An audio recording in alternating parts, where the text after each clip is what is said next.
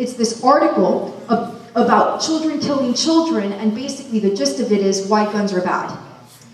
So these are the kinds of things that they are using to teach reading comprehension in our schools. Why the agenda? Why the political agenda in all of this reading material? Why can't we give something that's neutral? Well, of course, because they want to start the social programming.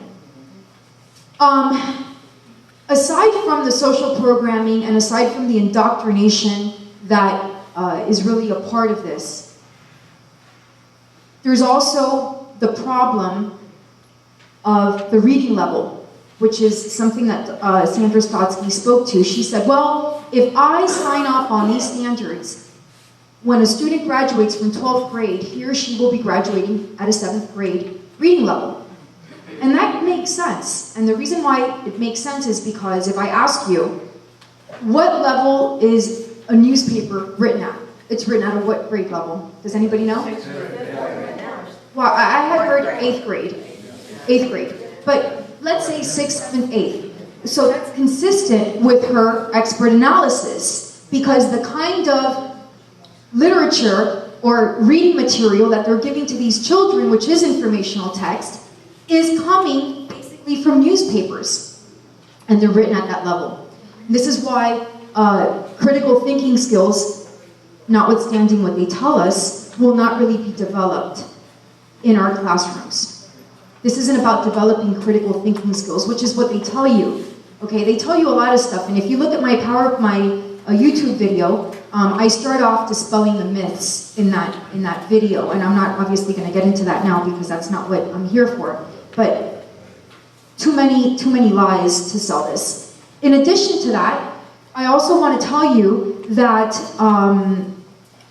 and Richard Eddings, who lives down in Broward, his child is in a school in Broward Schools, and their literature book, I've seen it, their literature book is full of propaganda, Marxism, environmental issues, Islamic issues, and he asked me to accompany him to a school board meeting, not a school board meeting, but a meeting in the school board with the individuals who selected these textbooks.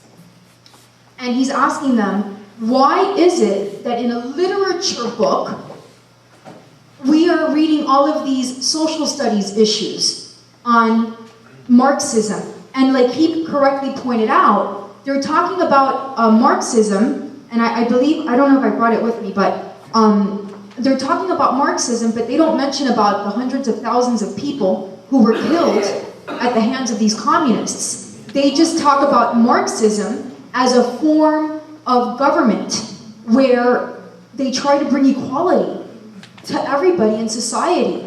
And they paint it as if it's such a romantic thing.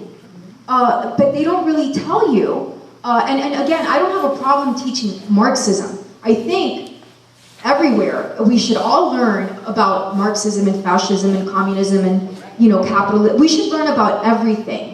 But if you're going to teach these concepts, these philosophies, you need to put them in context. And not only define them, but you also need to illustrate as to how these philosophies have been implemented, and of course they don't do that.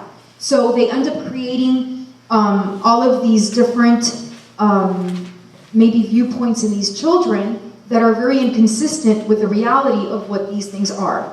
And there have also been complaints about the reading lists, or the reading list that comes along with the Common Core, because a lot of these books, they talk about, they're like considered porn.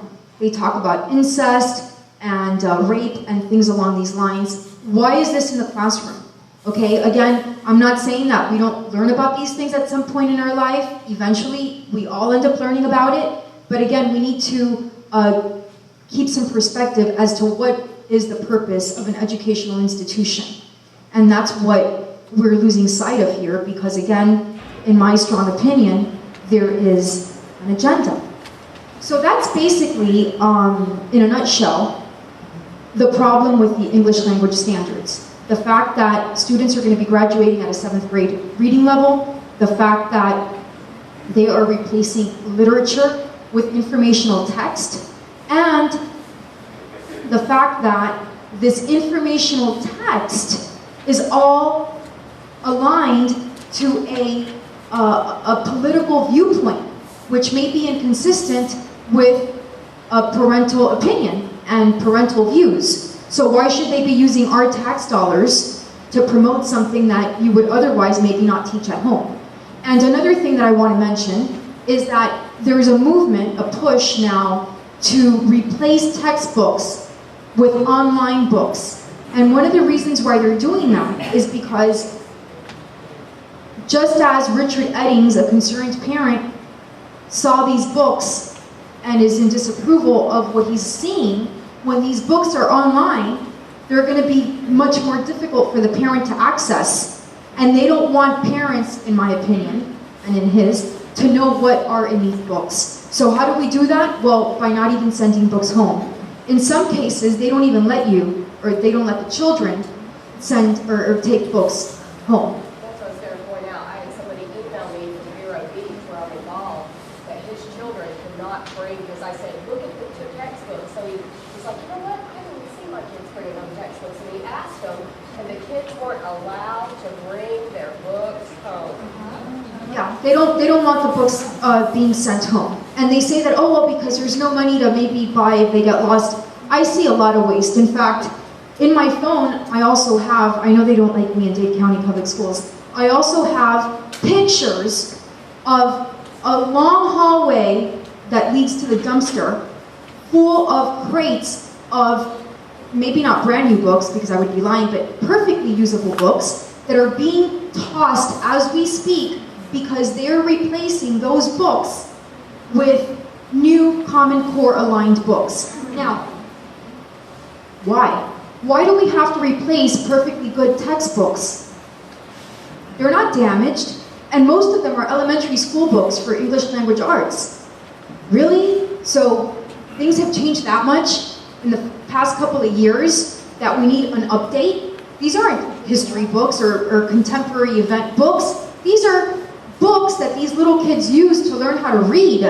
But of course, those books don't have the agenda. So yeah, we need to replace them. And aside from that, something that I'm also in disagreement with, and this is a little bit of a tangent, but taxpayers need to be aware of this. In Tallahassee, they have adoption periods. So every 5 years or something like that, there's a new adoption cycle, and they will toss out perfectly good books just because there's a statute that says, oh, now we need to replace all the current textbooks with new books. And so mindlessly, they toss out all these great books so that they can, I guess, funnel money to corporations, and they replace the textbooks. I mean, that money could be used to put to use in other ways, or maybe we could even be spared some property taxes, right?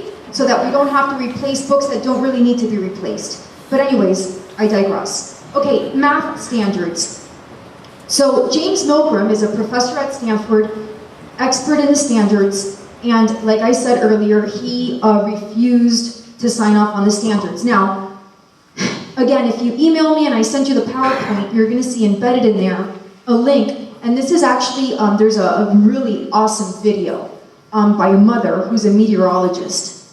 And so just by the fact that she's a meteorologist tells us that she took a lot of math classes and that she's good in math. Well, she decided to make this video because she kept seeing the work that her child was bringing home in math. And, Mom, I don't understand. Can you help me multiply? Can you help me divide? She was struggling not because she doesn't know how to multiply, and not because she doesn't know how to divide, but because the methodology, which they are requiring teachers to teach basic concepts like multiplication and division, are so convoluted and complex that, first of all, the teacher doesn't master it. That's for one. And I can tell you, and I'm not embarrassed to say this because I'm very educated and I have my bar license, so I know I'm not dumb. But a few years ago, I was placed in a 4th grade class. to teach while the teacher was out on maternity leave, and this isn't even Common Core yet, okay? But they've been slowly and incrementally moving us in that direction. And as I'm teaching the math concepts like multiplication and division, I'm looking at the way that they want me to teach it in the book. I was like, what is this? I can't do this. And my kids, and I was trying to learn, and my kids, I was trying to teach them, and I'm like, okay, you know what? I can't deal with this. I'm like, I'm gonna teach you the way that I learned when I was in school. And they're like, oh yeah, that's so much easier. Okay? But what's the problem? And this is why that doesn't really work. When they get to the test, they're expected to show mastery along the lines of that method. So even if they got to the right answer, because they weren't able to work the problem out along those lines, they're gonna get, part of the credit taken away from them. Well, this mother in this video takes you through what is called the lattice method of multiplication. And it's not, again, going back to classical education, it's not arithmetic, it's algorithms. Algorithms may be great if you're a computer, for computer software designs or programming or what have you. But the human mind isn't going to benefit from doing math with algorithms. We find it easier to learn arithmetic, and which are basically the methods that we were taught under. And not only that, but they will spend an extended amount of period of time in class learning how to divide under 2 or 3 different methods. And the children have to prove that they can do it in multiple methods. Now, is that necessary? So instead of moving on to new concepts, okay, you know how to add, you know how to subtract, you know how to multiply, you know how to divide, let's do fractions, let's move on. No, they keep the child stagnant in on a concept, which is why, now Dr. Milgram said, I cannot sign off on these standards, because if I do, I will be in part responsible for these children graduating 12th grade 2 years behind. And they're going to get to college unprepared for college level math. And ironically, the proponents of the Common Core state standards call these standards college ready. They're not. They're taking us back into the, cave times or stone age, whatever it is that you say. So, geometry, they are introducing a methodology that was used in the Soviet Union. I'm not kidding. That didn't work. It was an experimental way to teach geometry. It didn't work. They actually had to strip it, and they're using that here now. Why would we do that? Again, they're not really interested in us being educated. That's not their objective, to educate us. It's all the contrary. And algebra. When I was in 6th grade, I was doing algebra. They want to have students learn algebra in 9th grade. Really? 9th grade algebra? I don't know. I don't think that's right. I think we should take advantage of the fact that children have brains that are akin to sponges and introduce all of these complex functions, yada, yada, yada, as soon and as early as possible, so that by the time the child does graduate from high school, we've just flooded that brain with anything and everything that it could absorb. The older we get, it's proven, the older we get, the harder it is for us to assimilate certain things. I don't think that waiting until a child is in 9th grade to teach them algebra is a wise move. But in any event, it's all consistent with everything that they're doing. They haven't really brought out the science standards yet, nor the social studies, even though they've already either written them or started writing them. The science standards, when you look at the textbooks, which that's really what we should be focusing on, they are laden with environmentalism, okay? That the environment is, being destroyed. That is the science that they are teaching now, or will be teaching in science classes. Everything that is unproven, which is debatable, and I even dare say, which is contrary to what many experts deem to actually be true. And so some of these experts, like John Casey, I don't know if you've heard of him, he actually has stated that this science is false science. It's not science. These are just theories. Science, social science, they are starting to teach American history, and this is not a joke, in 1865. That's when they're going to start teaching American history. Does that make sense? What happened to the foundations of this country? What happened to the Revolution, American Revolution, to the Declaration of Independence, the Constitution? All of that is being wiped out. And when most of you are gone, if not all of you, that's it. Who's going to know that? Who's going to fill these rooms? Clearly, if we look around, right, the people who are carrying the torch right now are the elderly people. Okay? It's sad, but it's true. And so, eventually, a room such as this is going to be empty. And that's